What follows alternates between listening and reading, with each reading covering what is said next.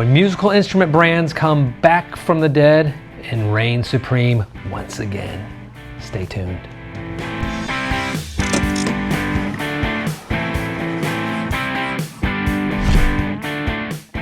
Hey, it's me, Baxter. And me, Jonathan. So, sounded kind of creepy. Back from the dead. I started reigning supreme. I started reading World War Z to my kids, which is maybe not the best bedtime stories for 6 and 8 and 11-year-olds, but we like zombies in my family. It's important lessons for them. And that's part of what we're going to be talking about here. There's some zombie brands out there that became what we're all playing and loving today. Sure. Let's get into it right now. So one of the first ones that came up is something you play every day. This is not a guitar. This is an amplifier brand. The old Magnetones. Now those were some awesome amps back in the ye old days of rock and roll. And then they died. They were gone. It was a tragic death that just went away to stop. You know, Fender and Marshall just sort of dominated the landscape. Yeah. And it didn't leave much oxygen left for anyone else in the game. And so... Well, they were just like everything else. They sort of got bought out by a different, it wasn't the original people. And they kind of went downhill and they, That tends to happen when other companies buy it just to make a profit, and then they're trying to cut costs. Mm-hmm. And they move the factory to some terrible place. People don't know how to make the amps anymore, blah, blah, blah. And anyway, end of story. But lo and behold, I remember seeing Magnetones back in 2015 at like one of the first NAMMs we were at. I was like, what is that doing there? And I lusted after them for years. Oh man, me too. Before like we had years. them, Before we had, I was like, I don't know. They're so bespoke. And they just look so cool, right? They look so cool. The brown and the happiness, yeah. Everything about it. So Magnetone's been one of those true forces to come back. Another one let's jump ship a little bit. We're gonna go guitar amp, so it's gonna be a fun pattern. I'm gonna say one of my favorite guitar companies, Loudon. Yeah. It was formed back in the 70s. So it's 50 years old this year. So that puts it at 74. Crazy. 1974. It's one of the absolute best acoustic guitar makers in the world. And they grew to a certain level. It's a small boutique shop still in Northern Ireland. It's a difference. And then they sort of sold out. Had other investors come in. Quality started to drip a little bit. But George, in all of his brilliance and prowess, bought the brand back entirely, fixed it all, and voila. There they go. So that's one. I like that one. That was another amp company too. The old Supro amps. Same thing, right? They were around. They were sort of legendary. They were, Led Zeppelin, Jimmy Page used them. People used them in the studio. They would go away. And then I remember seeing them in that the blue Rhino covering. I was like, ooh, what are those? Supro. I remember going to, again, my first NAMMs, seeing Dave Coulthard sitting over there against the wall. Not in a great peak spot, but I was like, God, those amps look great. They look amazing. And there's something, I hate to be a sucker for looks, but there is something about it. Brings us in. And that's what brought me to you. I would not know. I think about my looks. Your looks. Sitting over there against the wall, looking all. Nobody puts baby in a corner. No, but yeah, that is how I found Casino Guitars. You were looking for a Supro, right? Looking for a Supro. That's so funny. Isn't that funny? I was like, hey, stop that fun life of being on the road and stuff. Come stay with us in a dark, windowless room all day and spend your time on the phone and internet. Thanks, Johnny. Glad you joined us. He's a lot paler than he used to be. This is true. And a lot less happy. He doesn't high five as much, but we've been better off for it. That's fine. But no, Supro it had a different tonality again. Yep. It doesn't live in that Fender or Marshall world. It does its own little thing. The initial batch was very dark and warm. Yes. Which was great with a Telecaster or a Stratocaster in its higher settings, but was a little bit muddy. And they've kept tweaking it and getting it better and better. And then it's, then I think they sold it off to the next brand we're going to talk about. D'Angelico. Isn't it neat how we almost know what we're talking about here? No cue cards. It's just exciting. But D'Angelico came into the mix, and it's like, hey, we'll take that and some Pigtronics, and we'll. Which is all like Bondi music or something like that. Yes, it's yeah. Also the Arizona Iced Tea family, I think, is somehow absolutely involved in that, which is strange. Inflation proof, never goes up in price. I respect that. I do. It's like, look at Starbucks, and I was so. Thank God. And I was kind of irritated because Starbucks' new CEO is the guy from Chipotle that's been getting sort of lambasted about the bad servings. They just brought him in to fix Starbucks. I'm like, what? So now it's gonna be half cups of Starbucks is the memes going on. You want whipped cream? That's extra. Dude, I got a large cold brew when I was in Canada.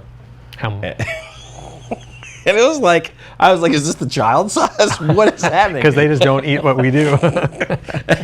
I've seen some fat Canadians. I don't believe that. I've been to Tim Hortons. Well, and this might have been, I might have been in the airport too, but I was like, man, maybe that's getting it. ripped off. Yeah. But yeah. Well, Starbucks expensive. Anyway, point be said, D'Angelico, one of the great archtop makers of the early years of rock and roll and jazz, I should say more importantly. And those guitars are, I'd say priceless, but they're not. They're just really, really expensive because, I mean, everything's got a price. Even like 59 bursts have a price. Well, obviously. There's out of like, my budget, your budget. A little bit. Everyone's in this building's budgets. A little bit. But yeah, D'Angelico's like they've created a thing that they never had before, which is sort of unique too. They're an anomaly in that they just went away from high-priced, unaffordable unobtainium. Ultra high-end, yeah. Now they have stuff built in every corner of the world, from acoustics to like little tiny like acoustic guitar thingies, not normal, and then the affordable like solid piece like SG style, which are really good guitars. Well, you sort of see them everywhere now, and I feel like they went after artists really hard when they came back. That was sort of their thing, was they were finding a lot of young artists, and not so young artists, like Susan Tedeschi was playing them for a while. Bob Weir, that jam band sort of world is their main guy, and they have, I will say, they have one of the best booths at NAMM. Yeah. Which is, their booth is sort of like this great spider web. It just brings all the dealers in. It's like, whoa, this is cool. Mm-hmm. There's pretty people here. There's Bob Weir's playing. There's like everything looks cool. The guitars. There's a guitar bears. with that's what I was saying. The dancing bear one. Dancing bears everywhere. We sold a ton of those. We did, man. Which is, I mean, the deadheads don't stop. And then John Mayer's like, hold my beer. Let me just take you to the next step.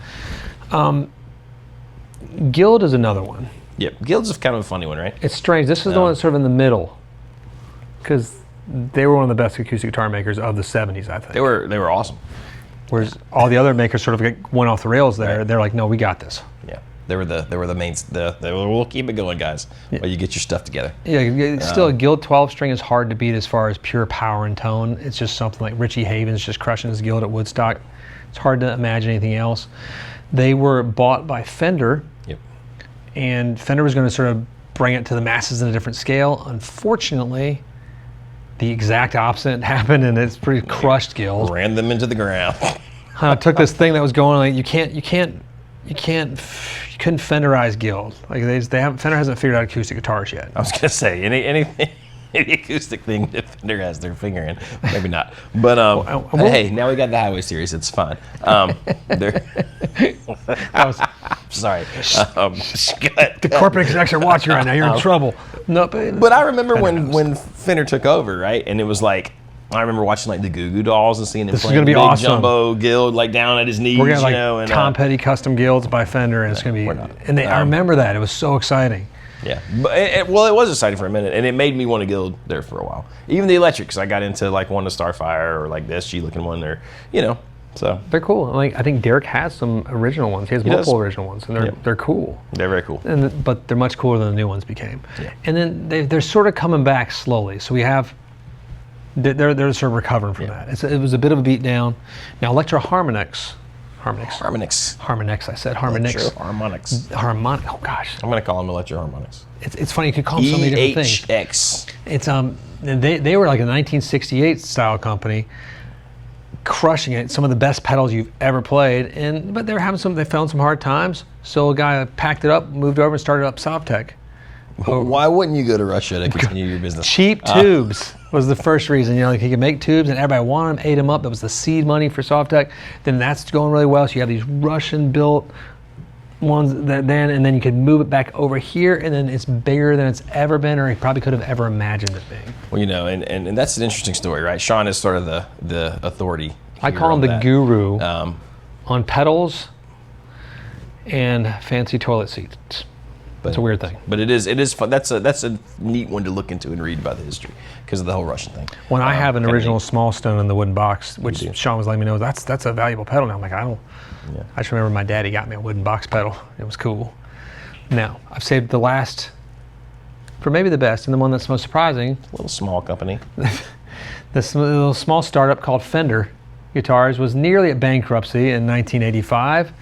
And it was bought back in '86 by Bill Schultz, for the whopping price of $3 million, about the same price that Leo Fender was paid in 1965. For all of Fender's holdings, all of their existing stock, their warehouses, their factories, and the name, which was a steal. Dang. Considering its worth now, which is more than all of us have in this room together. Just a little over. Yeah, so don't ever count those guys out when you just think they're down for the count. Like there's been, I've seen a lot of sort of boutique guitar brands having troubles, and they're like, we're done, and then all of a sudden, Angel Investors, and they're back. Rise from the ashes, and some have come back from stuff that I'm like, they'll never recover from this. Like this was a huge misstep, and now somehow they're major players in the game now. Isn't Full Tone coming back again or something? Yeah. They were like, we're done. And making amps we're too, not. I think. We're Right? back. Yeah. It's like you just never, and that's the fun of this game, because it is. It's like we love new toys. Rise from the ashes. Phoenix. The Phoenix. The Phenai. Is that what you say it in plural? Sure. Latin? Phoenix? Because it's not phoenixes, That, is it? that group of Phenai? Phenai. The Phenai? I think A flame of Phenai. I think they should be called a flame. Ooh, a flame of Phenai. A That's group of Phoenix. No, a Flame of Phenai is a good Should name be for a called band. flame. It is. Feel free to take that out. It's yours. I'm only going to want a small nod in the credits of the album. Only That's if you're all. only if you write the greatest song ever, called "The Kill." The Kill. You know what I'm talking about if you're a big fan. Called Jared Leto. Oh, Never Forget You and Requiem for a Dream. That was upsetting, but great movie. Aronofsky's one of his greatest, darkest films. Watching that mom get hooked on speed. Ooh, that's rough. I think that's it. Is that it? We reached the end. We've reached the end of brands. There's probably more. There's You a can ton, put the that's ones what we we got. missed in the comments. Like, fill it all in there. Don't forget to click like and subscribe. Hit the bell and don't forget about the road to 100,000. So make sure you're subscribed and make sure you comment so you can get in on the giveaway. Every Wednesday, 10 a.m. Eastern Standard Time, just tune in Casino Guitars Live. We talk about it some, and that's when the giveaways happen too. And if you miss it live, check it out on the replay. We'll find a way to get it to you. Yep. That's what we do. Hey, thanks for joining us. See you Peace. next time.